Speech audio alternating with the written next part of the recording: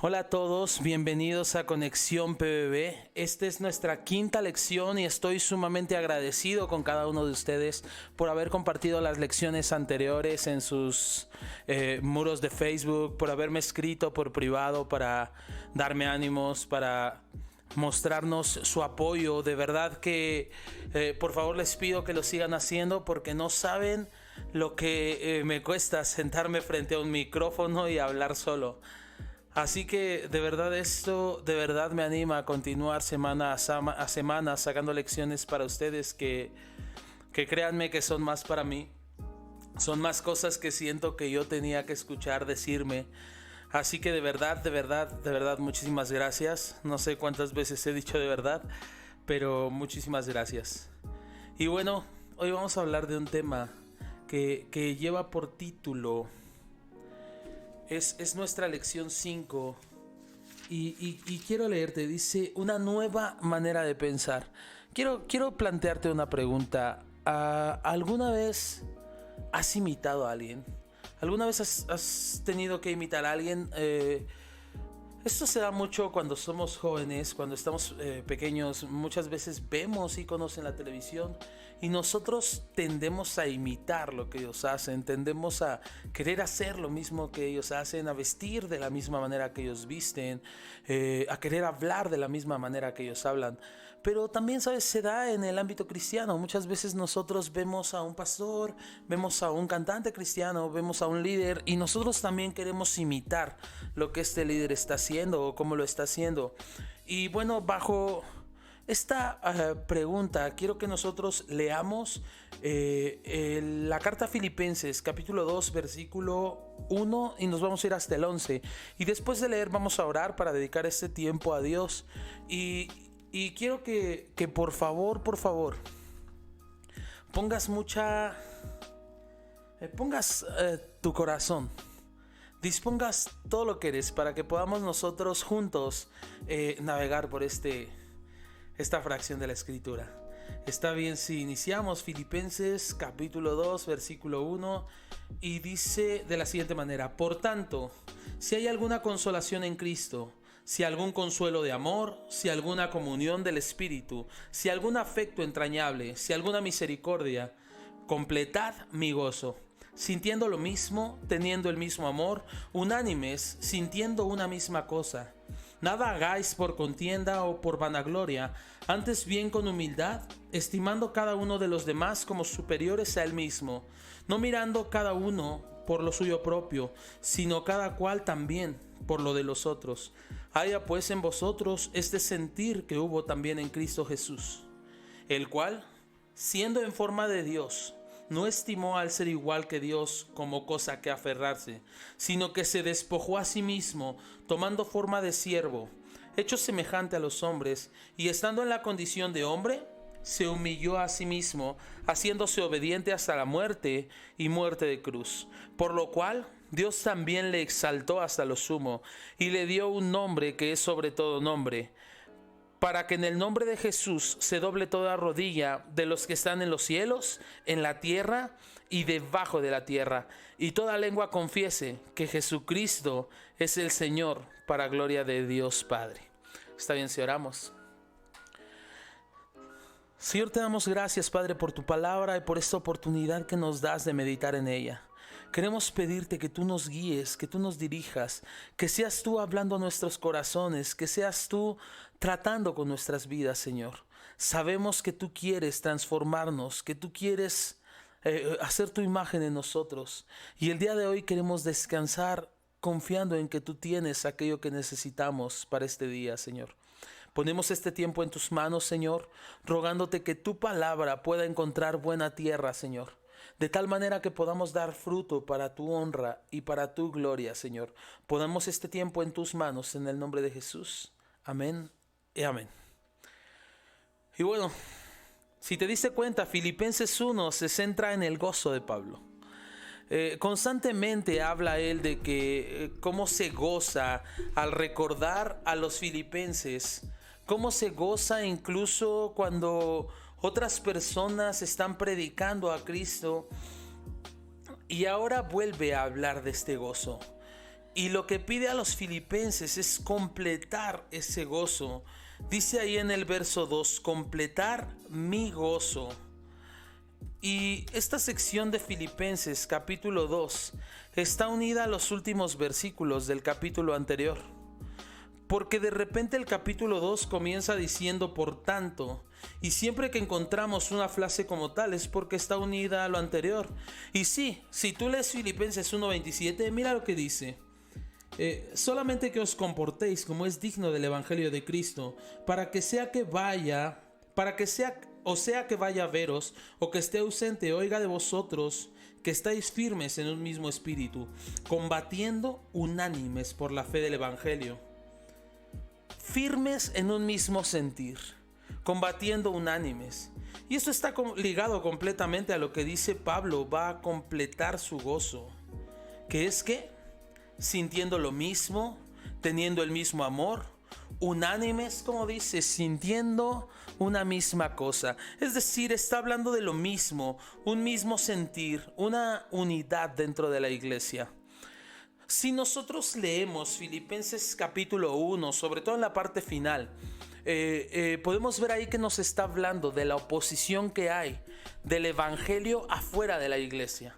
Pero hay algo dentro de la iglesia que puede destruir la unidad.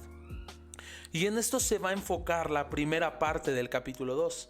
Por eso en el versículo 3 dice, nada hagas por contienda. Hay una actitud, nada hagas por vanagloria. Hay una actitud dentro del creyente, porque aquí está hablándole al creyente que quizás pueda destruir la unidad dentro de la iglesia. Pero esta unidad es lo que Pablo está buscando. Ahora, quizás en Filipenses capítulo 4, versículo 2, esté la raíz del problema. Mira lo que dice Filipenses 4, capítulo 2. Dice ahí, ruego a Evodia y a Síntique que sean de un mismo sentir en el Señor. De repente menciona a estas dos mujeres, una mujer llamada Evodia y otra mujer llamada Síntique.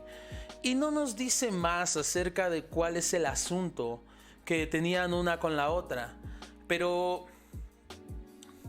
es muy interesante que las mencione por nombre y les ruegue lo mismo que ya le está pidiendo a toda la iglesia: sean de un mismo sentir en el Señor. Entonces quizás habiendo un pleito entre ellas, esto se pudo haber trasladado a la iglesia entera y era la necesidad de Pablo llamarlos a la unidad. Llamarlos a la unidad, a tener un mismo sentir, a pensar lo mismo, a sentir lo mismo, la misma cosa, sentir una misma cosa. Y sí, esta primera porción me va a hablar de unidad. Y no es que la iglesia tenga personas como robots, todos a la derecha, sí, a la derecha. Todos a la izquierda, sí, a la izquierda. Todos con corbata, o todas las mujeres con falda, todas con falda. No se trata de eso, porque a veces confundimos la unidad con la uniformidad. Hay una gran diferencia entre unidad y uniformidad. Dios quiere unidad entre nosotros, no precisamente uniformidad. Que toda la alabanza vaya vestida igual, o que todos vayamos de traje y elegancia a la iglesia. No es eso, sino que Dios respeta nuestra individualidad. Pero como iglesia sí tiene que haber un mismo sentir, sí tiene que haber una misma unidad. Ahora, cuando vemos a aquellos que Jesús escogió como discípulos, a estos que en una porción del Evangelio les llama los 12, o que también se les conoce como los apóstoles, nos damos cuenta que entre ellos había unidad, pero no precisamente uniformidad. Mira lo que dice Marcos capítulo 3. En Marcos capítulo 3 aparece esta pequeña lista de 12 hombres que conformaron un círculo cercano al Señor. Tenían un mismo sentir, que era seguir a Cristo, estar con Él. Jesús los había llamado a estar cerca de Él, a acompañarles en su ministerio. Pero cuando empiezas a ver quiénes son, te das cuenta que hay diferencias abismales entre uno y otro, no son siquiera parecidos. Mira, por ejemplo, Marcos capítulo 3, verso 16. Dice, vamos un poco atrás, desde el verso 14 dice: y estableció a 12 para que estuviesen con él y para enviarlos a predicar.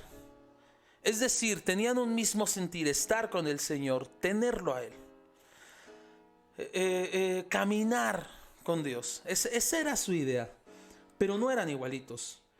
Fíjate lo que dice el verso 16. Dice: a Simón, a quien puso por sobrenombre Pedro.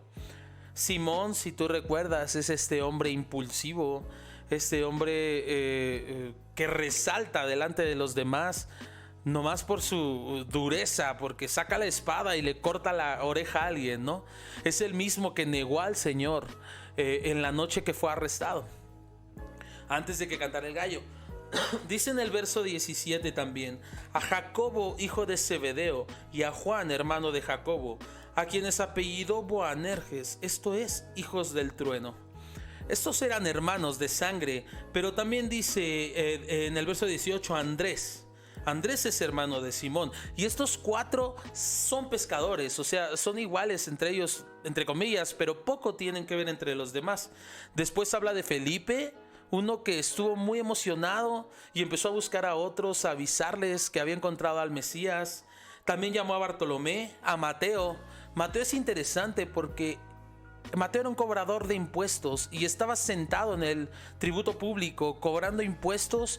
Muy probablemente le cobraba impuestos a Simón, a Andrés, a Juan, quizás en el lago de Galilea. Una persona que podría considerarse traidor de Israel por estar cobrando impuestos para Roma. Pero también dice que estaba Tomás. Muchos conocemos a Tomás como el incrédulo. Jacobo, hijo de Alfeo, Tadeo, Simón el cananista.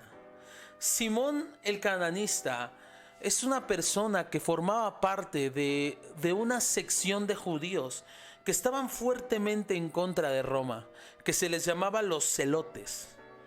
Y ahí está también, por último, Judas Iscariote.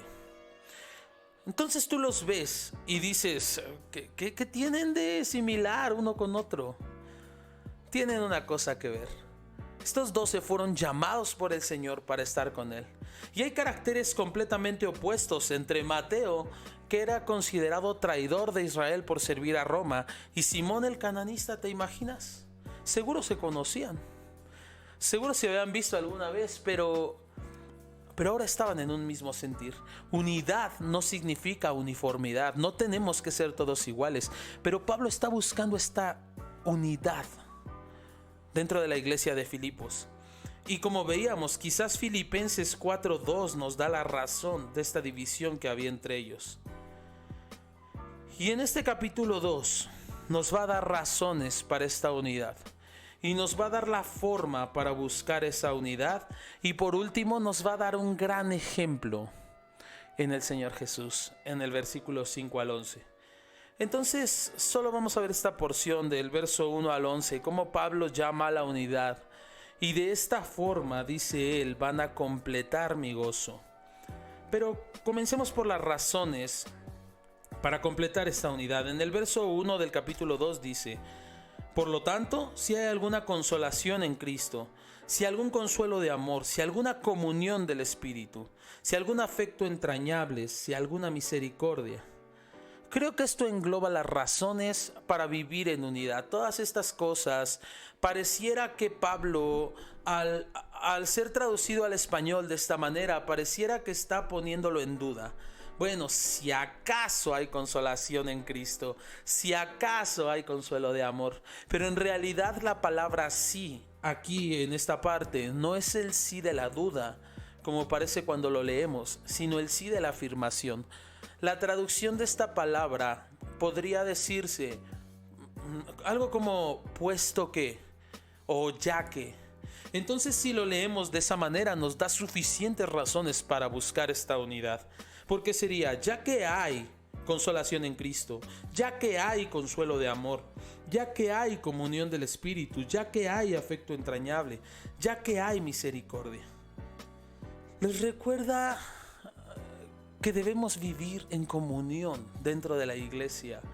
Y creo que de repente esta porción podría decir: claro, la persona que ha creído en el Señor ha encontrado consolación en Cristo, ha encontrado consuelo de amor, ha encontrado comunión en el Espíritu.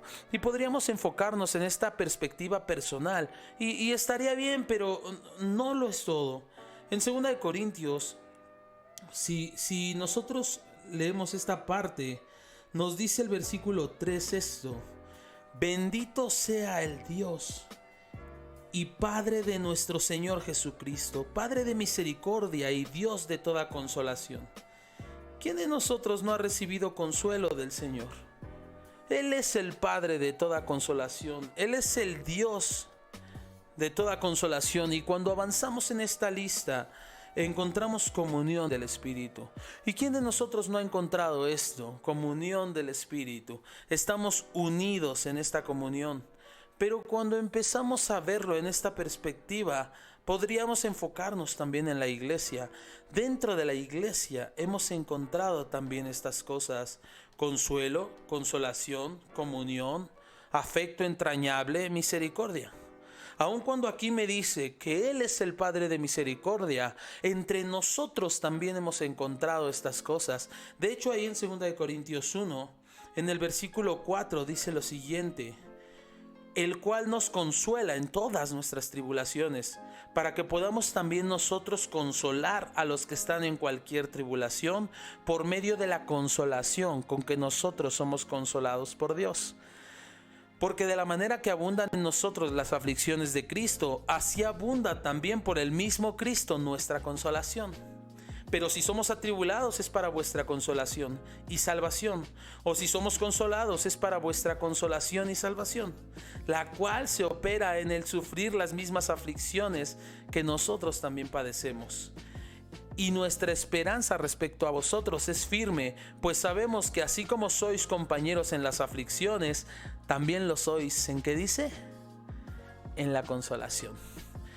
En realidad, Pablo también está hablando de esto como algo que han recibido unos y otros. En realidad, cuando somos consolados por el Señor, o sea, consolados para poder consolar a otros, cuando Él ha tenido misericordia por nosotros, nos ha tenido misericordia para que nosotros mostremos también esa misericordia. ¿Y qué me dices en Primera de Juan, en el capítulo 1, cuando Juan está hablando acerca de Cristo?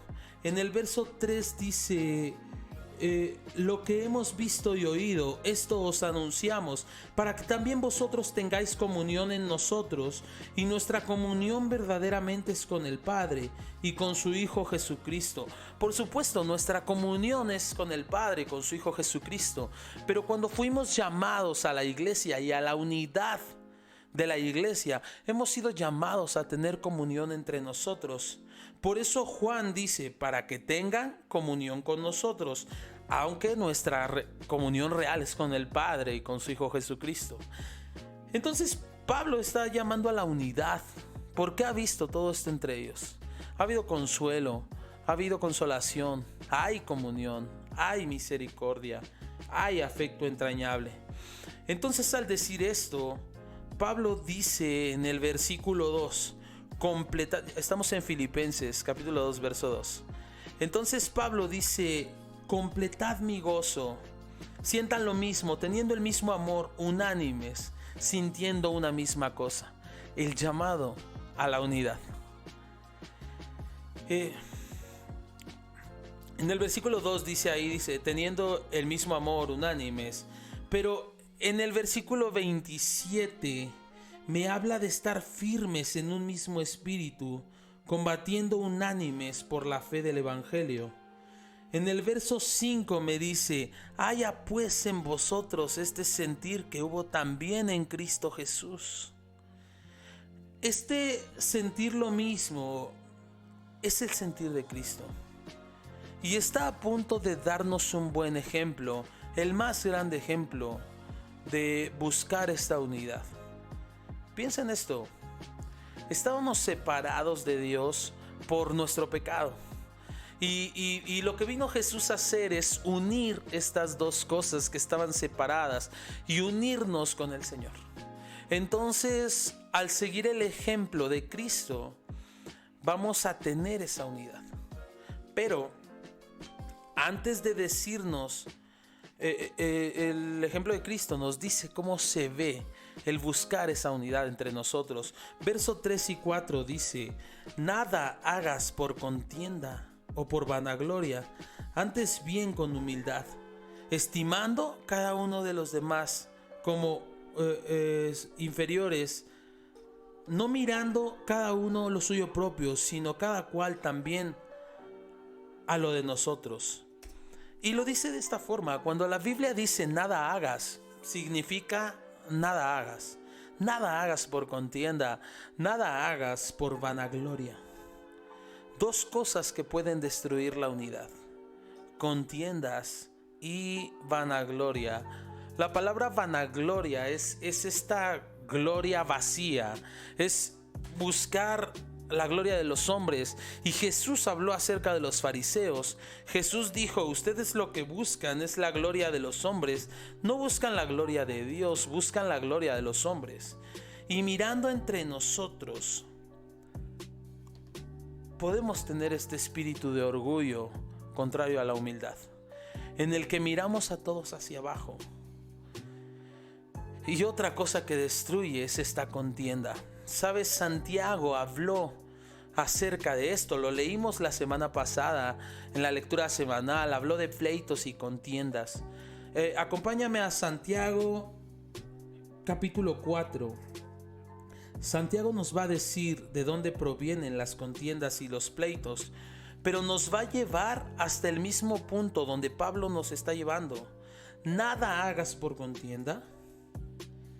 Y luego me dice: antes bien con humildad. Fíjate lo que dice Santiago capítulo 4 en el versículo 1. ¿De dónde vienen las guerras y los pleitos entre vosotros? ¿No es de vuestras pasiones las cuales combaten en vuestros miembros? Codicias y no tienes, matas y ardes de envidia y no puedes alcanzar. Combates y luchas, pero no tienes lo que deseas, porque no pides. Pides y no recibes, porque pides mal, para gastar en vuestros deleites. ¿De dónde proviene la contienda? De estar enfocado en mí mismo, en mis pasiones, en mis deleites. Ahí lo dice claramente. ¿De dónde viene la contienda? De tus pasiones. Y pides y no recibes porque pides mal, porque estás pensando solo en ti. Es este egoísmo que hay en el hombre que puede destruir la unidad dentro de la iglesia. Es más, en el verso 4 dice así: oh almas adúlteras, ¿no saben que la amistad del mundo es enemistad contra Dios? Cualquiera pues que quiera ser amigo del mundo se constituye enemigo de Dios. ¿O pensáis que la Escritura dice en vano: el Espíritu que Él ha hecho morar en nosotros nos anhela celosamente? Entonces este pensamiento de egoísmo, esto de vivir para nuestras pasiones y nuestros deleites, no es otra cosa sino amistad en el mundo. El mundo es lo que busca, el mundo busca su propia satisfacción. Y entonces Santiago nos dice en el verso 6: pero Él da mayor gracia. Por esto dice: Dios resiste a los soberbios y da gracia a los humildes. Someteos pues a Dios. Resistan al diablo y huirá de vosotros. Acercaos a Dios y Él se acerca a vosotros. Pecadores, limpiad las manos, y vosotros los de doble ánimo, purifiquen sus corazones. Afligíos y lamentad y llorar. Vuestra risa se convierta en lloro y vuestro gozo en tristeza. Humillaos delante del Señor. Y termina diciendo: Él los exaltará. Pablo nos está diciendo prácticamente lo mismo en Filipenses capítulo 2. Nada hagas por contienda o vanagloria, antes bien con humildad. Qué interesante, ¿no? La humildad es algo muy interesante. Hay algunas personas que dicen: el día que dices que eres humilde es porque no eres humilde. El día que tú dices: oh, ves lo humilde que soy, ese día no tienes nada. Ser humilde es ser alguien que no piensa en sí mismo, o que piensa menos de sí mismo. La Biblia dice: tened más bajo concepto de ustedes mismos desde el que deban tener. Y eso es muy extraño, porque pareciera que todos traemos el chip que Adán tenía, ¿no? No sé si recuerdas que Adán estaba en el huerto del Edén y la serpiente viene y tienta a Eva y le habla de una cosa, con que Dios no te ha dejado comer de todos los árboles del huerto. Y la respuesta de Adán debió haber sido sí, me dejó comer de todos los árboles menos de ese. Pero de repente la serpiente llega en forma de tentación y dice, no, es que si comes de ese árbol serás como, si lo recuerdas, serás como Dios. ¿Te acuerdas que leímos acerca... leímos sobre los frutos que podemos dar? Y los frutos no siempre son los correctos. Me gusta que Jesús le pone discípulos, le pone apodos a los discípulos. Por ejemplo, a Simón le puso Pedro. A Jacobo y a su hermano les puso, ¿cómo? Hijos del trueno. Y parece un buen apodo. Yo quisiera que me llamaran hijo del trueno. Boanerges. Pero no era por otra cosa o por algo lindo. En realidad, Juan y Jacobo los ves a través de su caminar en Cristo, siempre buscando el lugar de honor, siempre buscando ir más alto. Incluso llega un momento en el que la mamá de estos dos se acerca con Jesús y le dice, permíteme un segundo, la mamá se acerca con Jesús y le dice, ¿no podrían mis hijos estar uno a tu derecha y uno a tu izquierda? Pareciera que esta contienda que surge de nuestras pasiones y nuestros deseos, esta vanagloria de sentirnos superiores, está dentro de nosotros. Y a veces como creyentes puede existir en nosotros este deseo de tener el lugar más alto. Pero Pablo dice, antes bien con humildad. Nada hagas por contienda o vanagloria. Antes bien, dice, con humildad. Jesús le dijo a sus discípulos una y otra vez acerca de este tema. Bueno, a Juan y Jacobo cuando estaban todos discutiendo porque se enojaron, cuando esto pasó, Jesús les dice, en el mundo los gobernantes del mundo se enseñorean por sobre aquello que tienen abajo. Son como dueños de las cosas, pero dice, entre ustedes no va a ser así, sino aquel que quiera ser el más grande tiene que ser el más pequeño. Tiene que servir a otros. Y esto es precisamente lo que está hablando Pablo. Busca la unidad. De esta manera van a completar mi gozo. ¿Y de qué forma? Con humildad. Con humildad. La contienda y la vanagloria destruyen la unidad. Y Pablo les llama a la humildad. ¿Cómo es eso? Entonces leemos el final del verso 3 y el verso 4. Dice, estimando a cada uno como superiores a ti mismo, no mirando a cada uno por lo suyo propio, sino cada cual también a lo de nosotros. Estimando a cada uno como superiores a él mismo, no mirando a cada uno por lo suyo propio. Es decir, que lo que dijo Santiago es real. La amistad con el mundo es enemistad contra Dios. Porque el mundo es totalmente lo contrario. No, tú tienes que pararte con autoridad. Tú tienes que hablar fuerte como líder. Tú tienes que demostrar que tú eres la cabeza. Tú eres lo más grande. Suena cool, ¿no? Pero he visto videos en internet donde papás ponen a sus hijos frente al espejo y les dicen, repite esto, yo soy el mejor, yo soy el más grande, yo lo puedo todo. Es muy interesante que el mundo busca estar en los lugares más altos, ser superiores, nunca estar abajo. A nadie le gusta estar abajo. Y el llamado de Pablo es justamente, con humildad, ponte por debajo de todos y ten a todos los demás como superiores. Y luego dice, no mirando cada uno por lo suyo propio. Y lo que vemos en el mundo es lo contrario. Cada quien se rasca con sus propias uñas. Cada quien lleva agua para, ¿cómo dice? Para su molino. Y dentro de la iglesia no debe ser así. Dentro de la fe cristiana no puede ser así. Pablo nos está llamando a la unidad, y a la unidad en esta forma, con humildad, estimando cada uno como superior a ti, no mirando cada uno por lo que tiene, por lo suyo, sino cada cual también por lo de los otros. La unidad va a llegar cuando nosotros empecemos a ver los intereses de nuestros hermanos mayores que nuestros propios intereses. La contienda viene por ver por lo mío, pero Pablo está llamando a ver por lo de los demás. Eso es lo que está buscando Pablo. Dice: completen mi gozo, sientan lo mismo, tengan un mismo sentir. ¿Y cuál es ese sentir? Entonces Pablo nos habla acerca del ejemplo que nos da Cristo.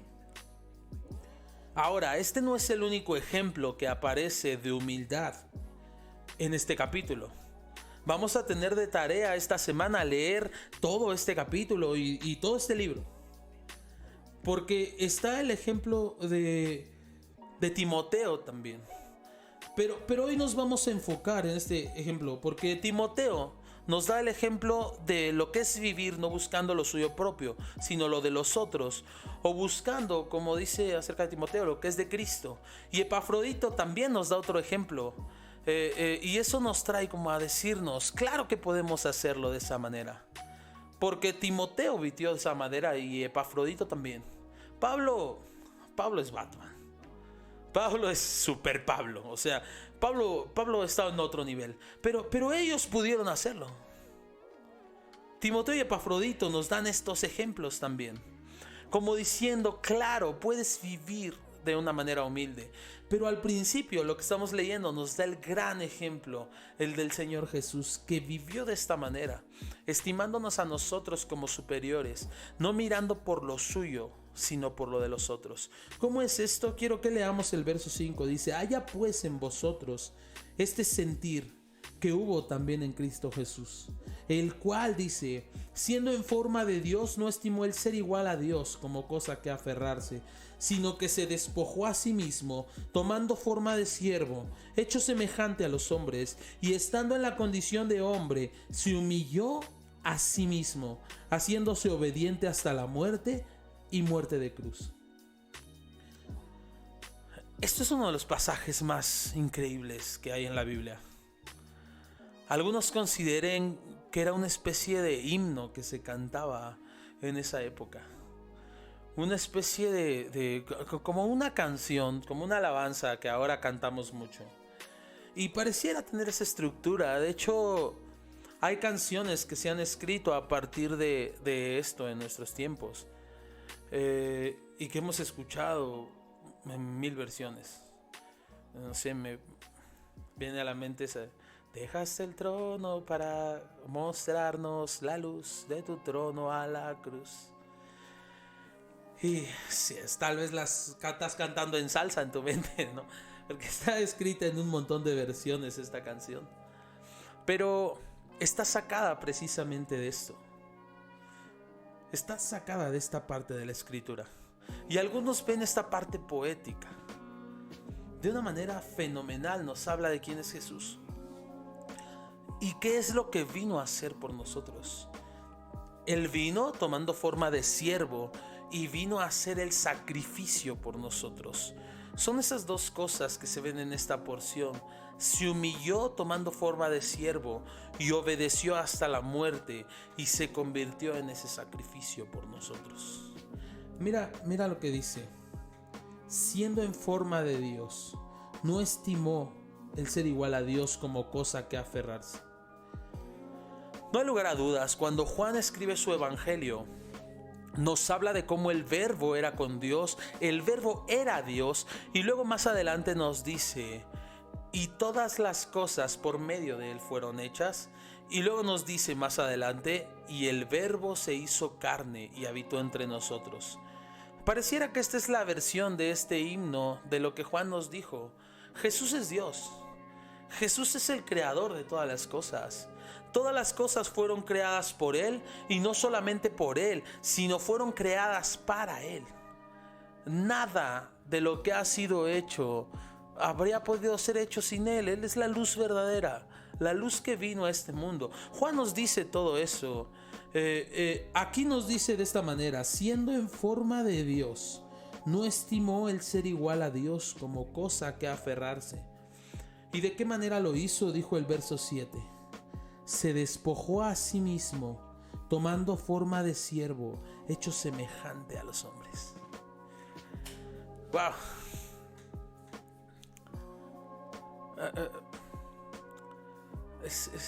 Son palabras que dejan sin palabras. Satanás, siendo una criatura, lo que le llevó a ser expulsado de la presencia de Dios no fue otra cosa sino su deseo de ser Dios. Pero aquí tienes todo lo contrario. Él es Dios y Él se hace criatura.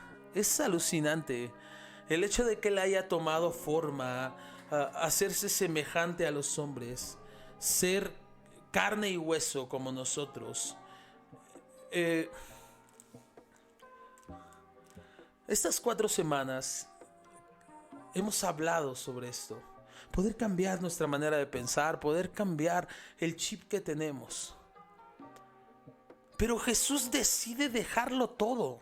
Estamos preocupados por la economía, estamos preocupados por las finanzas en este momento, estamos preocupados por aquellas cosas que no te alcanzan.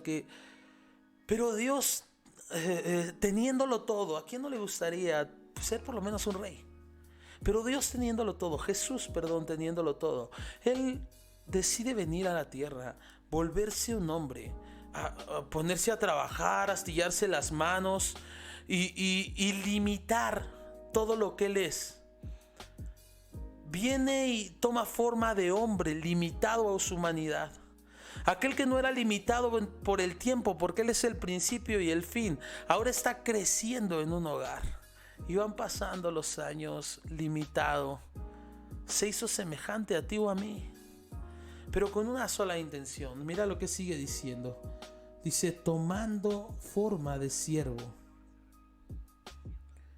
siendo en forma de Dios, tomando forma de siervo. No vino jugando el papel de siervo, o sea, no vino haciéndose el humildito. Él se hizo siervo, así como es Dios. Él se hizo siervo y fue un siervo.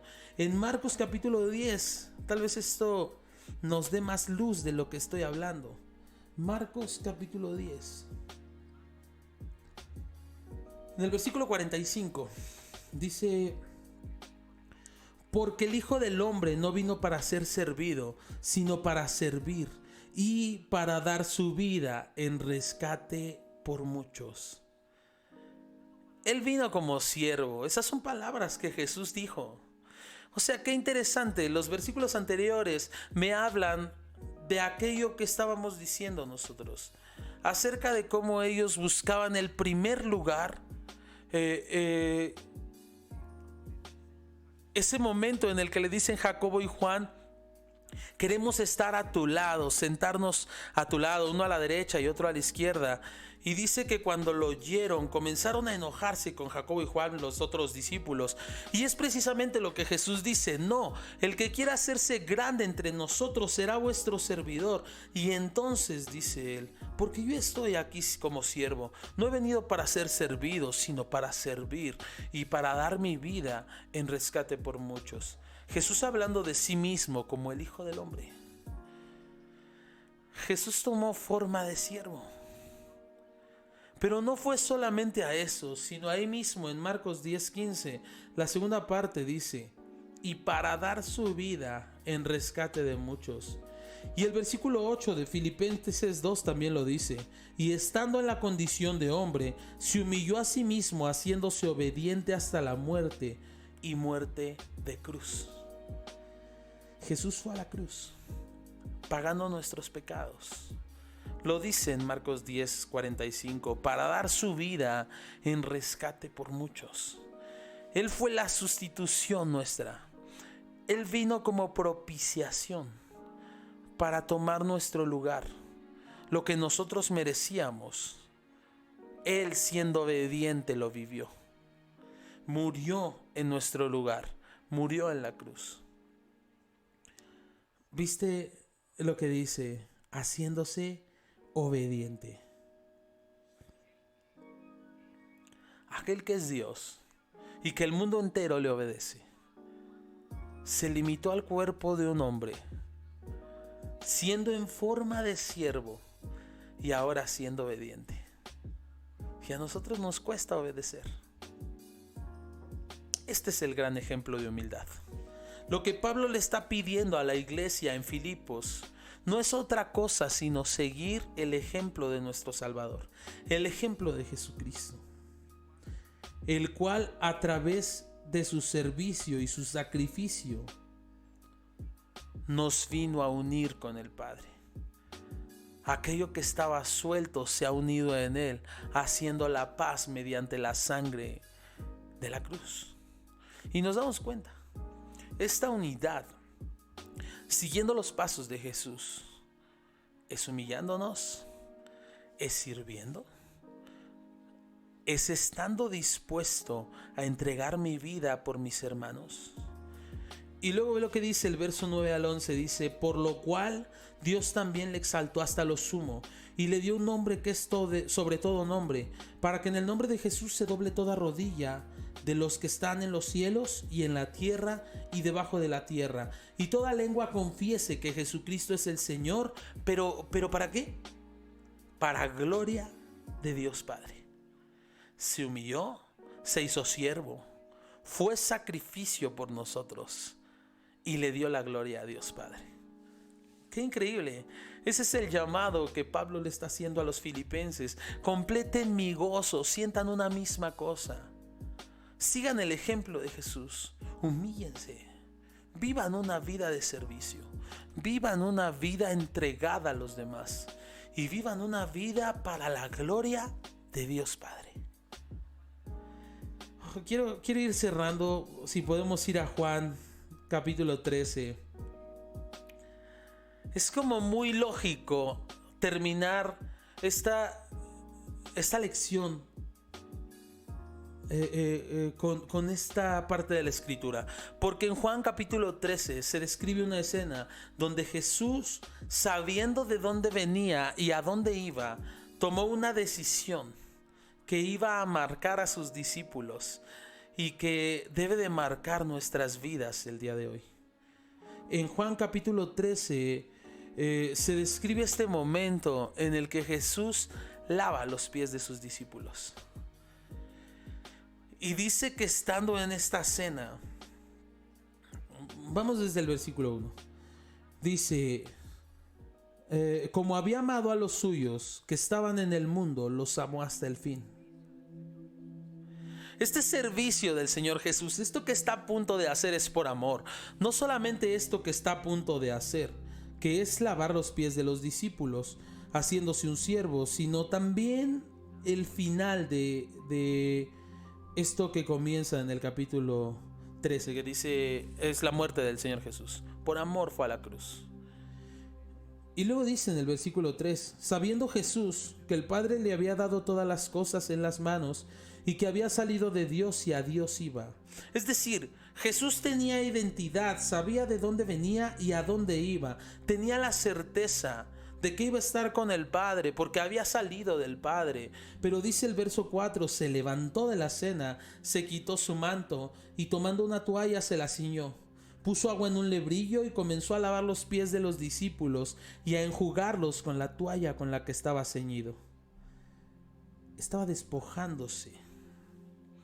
La imagen es clara, se quitó el manto, el famoso manto, y tomó una toalla, dejó su posición de autoridad para tomar otra posición, la posición de un esclavo. Lavar los pies de los discípulos, lavar los pies de una persona que llegaba a tu casa, era la labor de más baja categoría en cuanto a los esclavos. Era una hospitalidad para el que pisaba tu casa, pero era humillante para quien lo hacía. Y Jesús está ofreciendo hacer esto. Jesús está mostrándole a los discípulos qué es el servicio. Y comenzó a lavar los pies de los discípulos. Y no se metió abajo de la mesa, ¿sabes? Estuve investigando cómo funcionaba esto. Porque uno pensaría que si están en una cena, pues Jesús se metió abajo de la mesa. O le pidió a los demás que pusieran la silla así de ladito para poder sacar sus piecitos y lavar los pies. Pero no es así. La posición en la que se dice que se sentaban en ese tiempo hacía que los pies siempre quedaran hacia atrás, porque se sentaban en el piso. Las mesas eran bajitas y se recargaban con un codo sobre, como un cojincito, algo así. Entonces los pies quedaban hacia afuera de la mesa. Entonces cuando comenzaba alguien a lavarte los pies, realmente no lo veías, no lo volteabas a ver porque era vergonzante. Entonces ese siervo así podría pasar desapercibido dentro de la cena. Pero Jesús comienza a hacer esto, humillándose y lavando los pies de sus discípulos. Y tú conoces la historia, y voy a pasarme esta parte donde Simón dice, ¿tú me lavas? Ya sabes, ¿cómo me vas a lavar tú? Y Jesús le dice, si no te lavo, no tendrás parte conmigo. Y Pedro, todo religioso, pues lávame completo, ¿no? Ese tipo de cosas. Cuando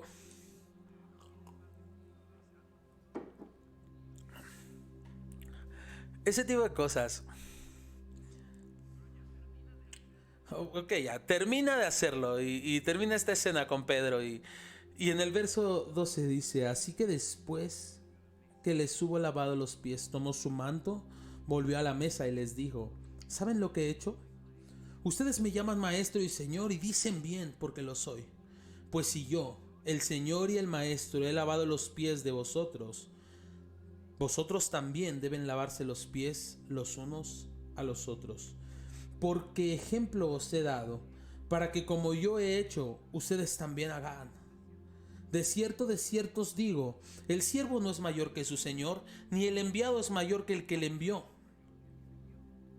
Si saben estas cosas, bienaventurados serán. ¿Sí qué? Si lo haces, si lo hicieres.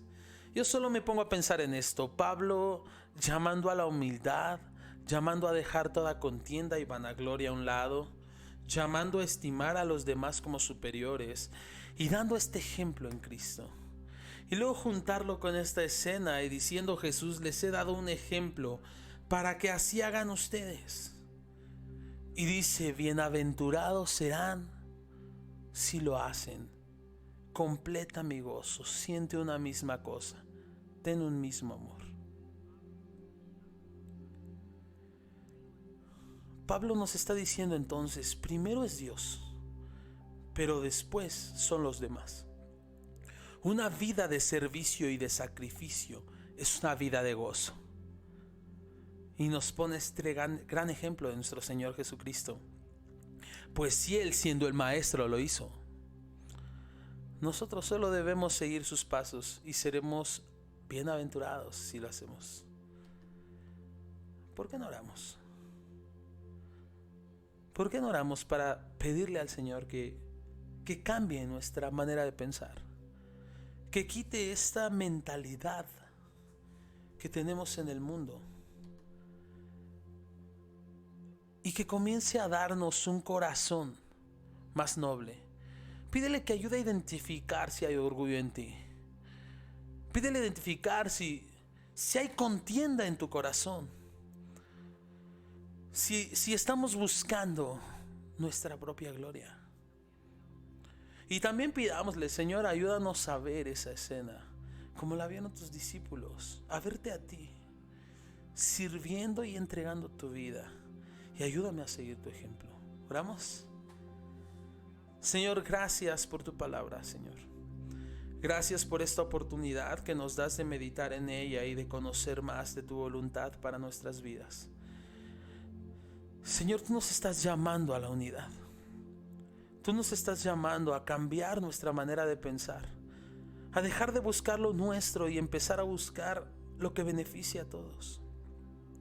Señor, ayúdanos a identificar si hay contienda en nuestros corazones, si hacemos las cosas por contienda, buscando nuestra propia satisfacción, buscando nuestros propios deleites y nuestras propias pasiones. Ayúdanos a alejarnos del mundo y a humillarnos delante de ti. Señor, ayúdanos a identificar si lo que buscamos es la gloria de los hombres, esta gloria pasajera, esta gloria vacía, y trae arrepentimiento a nuestro corazón. Señor, entre nosotros hemos encontrado consuelo, afecto entrañable, misericordia, comunión en el Espíritu. Muéstranos, Padre, tu ejemplo, así como los discípulos te vieron en ese momento, en que sin buscar nada, lavaste sus pies para darnos un ejemplo. Señor, queremos seguir ese gran ejemplo. Queremos vivir vidas de servicio y de sacrificio que traigan gozo a nuestras vidas, pero sobre todo paz a nuestros corazones. Haz tu obra entre nosotros, Padre. Muéstranos aquello que quieres traer a nuestro corazón. Te damos gracias, amado Dios. Te bendecimos y te pedimos que nos permitas seguir tu ejemplo. Gracias por tu palabra y gracias por este día. En el nombre de Jesús. Amén.